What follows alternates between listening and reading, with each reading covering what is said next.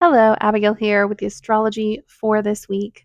This week is really interesting. It feels like a bit of a turning point in our journey through the earlier part of the year. Yes, we're still under a Mars retrograde, but I feel like clarity is coming in and we're getting a refreshed viewpoint and perspective. Yes, there are some heavy aspects because Pluto is still involved, but it feels as though we're getting the information and the energy that we need to now digest and process the things that have been happening and going on and the stories and themes of this Mars retrograde. One of the kind of most impactful things this week is that new moon in Aquarius. I don't know why.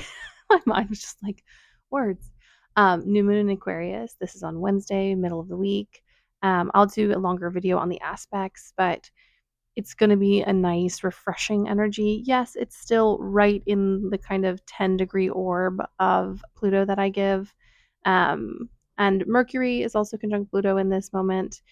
Usually, I don't give Mercury that wide of an orb, but because it's conjunct Pluto, I think that whole energy kind of bleeds out. So we get this ability to kind of digest and understand these really huge, heavy themes that we've been going through, which, while in and of itself may not feel like a release, it does give us this ability to move through and process. And there's a couple other aspects that I think are really great, but this is a week that is much more forward moving in spite of that Mars retrograde.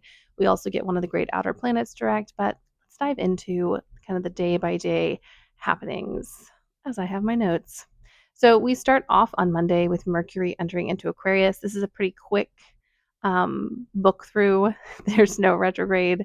So, 3 weeks we'll be done with this cycle, but it's a really great time to understand and to study and research whenever we get Mercury in an air sign. There is this ability to kind of move fluidly from thought to thought and idea to idea. Yes, Mercury is in a sign that is ruled by Saturn. So it is effort. It does require labor. Also, it's ruled by water Saturn. So there is kind of a murkiness to this energy. However, in this cycle, not this week, but a few weeks from now, we also get the Mercury Cazimi. So this is going to allow us to have new insights and new understandings. Also, when we're in a fixed sign, it allows us to really be able to sit with bigger themes, thicker minutia, harder topics, and still be able to kind of plow our way through it. So this is something really beautiful and I'm excited about. Reggie, hey, lover, my dog. He likes to be a big man and bark at the neighbors. He's 8 pounds. So yeah, that is our Monday breakdown. Then we move to Wednesday, and this is where we get that new moon in Aquarius. We start off the day, however, with that Mercury conjunction with Pluto. Obviously, the minute that Mercury moves into Aquarius, it goes into that conjunction, but the exaction is on the day of the new moon. Every time we get these planets in conjunction with Pluto as they move through Aquarius season, we get more and more information about what this theme and this cycle is going to mean for us. Obviously, Pluto and Aquarius is a massive cycle. It'll be officially over in 2043.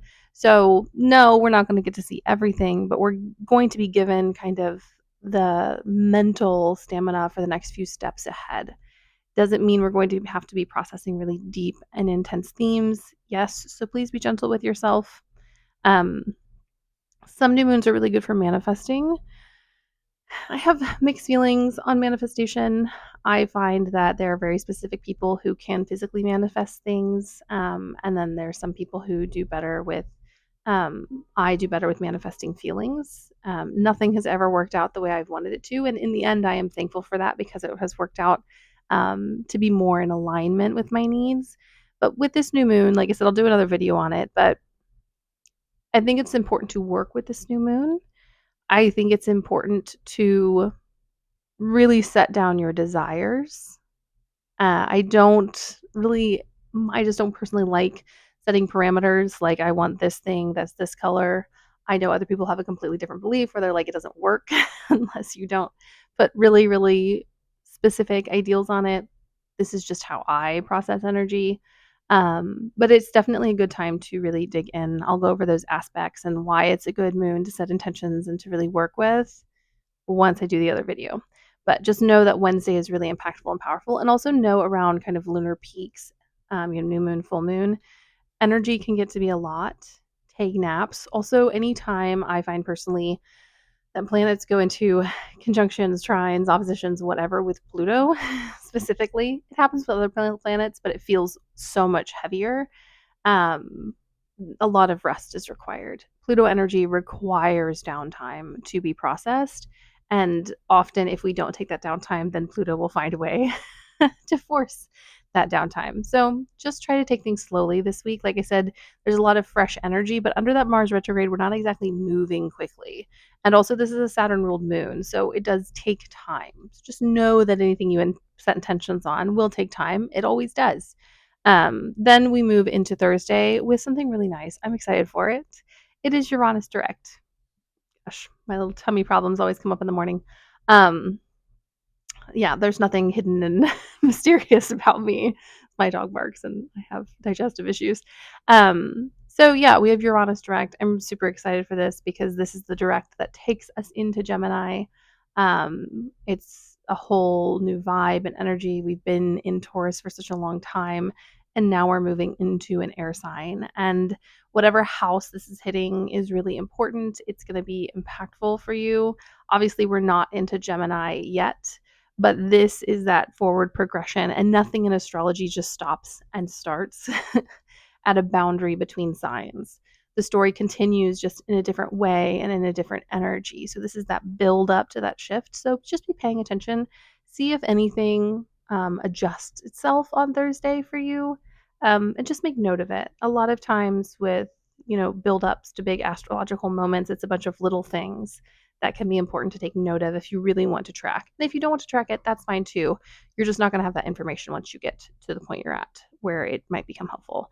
Then we have a Sun trine Jupiter, which is why I feel like this week is so much more forward moving, besides, obviously the Uranus going direct, Mercury entering into Aquarius. We get the Sun trine Jupiter. This is really nice, especially considering everything we've been through. I will remind you, Jupiter is still in detriment. So the good things might not be the things that we expect them to be. Doesn't make them any less good. Um, but it does, change the quality of us feeling like our needs are met. So listen to this. Um, it's nice because we do have that trine. That trine is tied to the new moon. So that's why I said it's a good moon to work with. So just sit in this energy. It might be a day where you can actually get things done. It's one of those things where it depends on your chart because we are coming off of a new moon. We are coming off of a Mercury conjunct Pluto, also a Sun conjunct Pluto. It feels like it's been a long time because it's been like a week, but we're still digesting that heavy energy. If things are moving, move with them. If things are stalled, let them be stalled. It's my Mars retrograde advice for everyone. So, yeah, just take that time to sit with and digest the energy. If you get a clear vision or a clear view of something you want to do or kind of a next step ahead, absolutely go for it. Invest that time, put in that energy. Like I said, because the sun is in a Saturn ruled sign, labor is very important. The things that you do that require timing and work and effort and are built up over time get a lot of value, even more than they normally do. So don't discount the little things that you are doing to build the life that you desire. Then on Saturday, we have Venus conjunct Neptune. It's important to note that Venus is now in its retrograde shadow, pre retrograde. So we are also building up to this story of the Venus retrograde that starts in early March. And you're like, it is freaking January. Why can't we deal with it now? Because time does not stop. So just know that all of these aspects will be aspected again. We will be doing this a second time. I will say pretty, not the first time it passes over, but by the time Venus stations direct and goes back and we're in the post shadow, Neptune is going to be in Aries. So it's a really interesting dynamic. We're going to get 2 Neptune passes by Venus in Pisces and then in Aries, which is going to kind of shift this vibe and change the story a bit. And why are we talking about this? It's because Venus is conjunct Neptune on Saturday. This aspect I really love. Is it an aspect to get stuff done? No. It's an aspect to sit in our illusions and delusions and allow Neptune to soften those edges and to make things less harsh. This can be a time when we see things through rose colored glasses. It's also important to note that, when we're dealing with conflict and stuff in this time, we don't need to take direct action. It's better to just kind of sit in, you know, that moment where you feel that things might be going better in order to rejuvenate yourself. Maybe they're not. Maybe they are. We don't know. Venus is conjunct Neptune in Pisces. But it allows us to refresh. It allows us to regroup and to, re-understand our needs and our desires. And then, of course, we go into Venus conjunct the North Node by the end of the day because we're coming into that Neptune North Node conjunction as well, not quite exact. And it's adding an extra layer to this illusion and delusion. It also allows us to really pursue our desires. Reginald, hey, Reggie, good boy. You hear my mom voice, Reggie. He knows better. Anyways, we're sitting in that North Node. We're sitting in that North Node of delusions and illusions, and we get to have this glimpse into the future. This is also our first planetary conjunction with that North Node. So it's just kind of like those planets entering in and crossing over Pluto. This also gives us information about what this transit is about. It's also important to note that Venus is exalted in Pisces. So this is like an extra layer of information and understanding because Venus is tied to the energy of Pisces naturally. I know this reading is so chaotic, and I am not planning on recording it at this point as I yell at my dog. So sit with and engage with that energy. And the North Node is such a visionary, expansive, forward thinking place. This is a day where you might get a glimpse into a future that is possible for you. With that conjunction with Neptune, it also allows us to dream bigger and better than we ever have before. Now, maybe in the light of day and not under the Neptune conjunction, we're like, oh, that's impossible. But people have never gained anything by only sitting in what they have now, by only believing in what they can see. This is the moment to believe in the unseen, to believe in the yet to be created in this, present field of energy. So don't let people get you down on Saturday. Have those dreams, have those delusions. It is possible. The things that you dream and the delusions that you delude yourself with this day are possible. I think the opposite side of this is, getting a little ungrounded and maybe, especially if we're in a relationship with someone that may be romantic or something, maybe creating a persona for them that isn't actually true. That's kind of the danger of this is, taking something that isn't going to change, like someone's personality that should be honored for who they are. And if you can't honor it, then leave. That sounds harsh, but if you don't like someone's personality, you don't change them, just leave, and find someone else, and then they'll get someone who truly appreciates them. But the downside is that we can create these false personas. We, can in work, we can be like, oh, work is beautiful and wonderful and everyone loves me. Meanwhile, 2 days earlier, you were like, I'm quitting this job. It's just a reminder that that delusion can also take different forms. So definitely enjoy this energy. This is a day for dreams. This is a beautiful day to write down intentions and desires.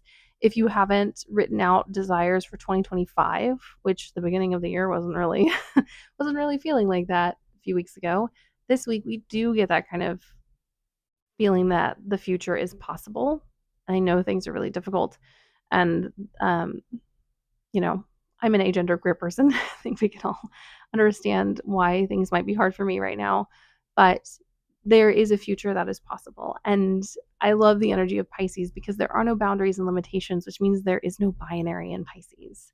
So believe that there's a future beyond these systems and arbitrary rules and things that we are forced to toe the line with. That North Node in Pisces is telling us that it is possible. And I truly believe that it is possible, and who's to know? Maybe these dreams are closer than we think. We don't always get a clear view of things. Also, if you are in the US or almost pretty much any Western country, we are deeply propagandized. So what is real? Anyways, I will get off of that. high horse and soapbox. This week is a beautiful week for visionary thinking. It's a wonderful week of manifesting and dreaming of a better future. Is it here right now? Is the Mars retrograde kind of hanging over us, keeping us a little more stationary than we would like under this energy? Yes, but it is also causing us to sit with and digest and soak in the things that we are processing and understanding in this moment. And that has a gift of its own, even if it feels frustrating and regressive and irritating. There is a reason we are staying here. And it is so we do the things that we need to do. Mars in Cancer requires us to be thoughtful and to be nurturing and caring in our progress. Does Mars like that? No. Mars is the god of war. But it allows us to have a really unique energy to work with as we make plans. And these aren't just plans for progress, these are plans for sustainability and for nurture down the road. So make sure in your plans you are kind of infusing. That's why I manifest feelings, is because I don't know what that situation is going to bring. I don't know if me getting all my hopes and dreams is actually going to allow me, especially as a disabled person, to rest and recuperate and care for myself. So if I manifest the feeling ease or peace or happiness or joy or a feeling of abundance and fullness, those are things that I really want. I'm a Taurus, if you can't tell. I'm like, excitement will happen anyways. Um, then I get really unique gifts from the universe that I could never have imagined for myself. And do I have real, actual imagined hopes and dreams? Yes. But I also know that not that they will inevitably change, but I also know that the universe has a clearer view of what I need, and every step of my life has been the universe redirecting me towards something that was more aligned. That's why I manifest the way that I do. And even if that's not your normal manifestation style, in a Mars retrograde, in the complex energy that we have, where we don't know what the future holds or we don't know what we really want, we can manifest the feelings that we want to feel. So that is my advice and my encouragement. Please subscribe to my page if you will, and also please like this video. It really helps me out. I love you all, and I will see you in a different space and time. And I wish you a wonderful, revolutionary, transformative week in spite of everything that's going on.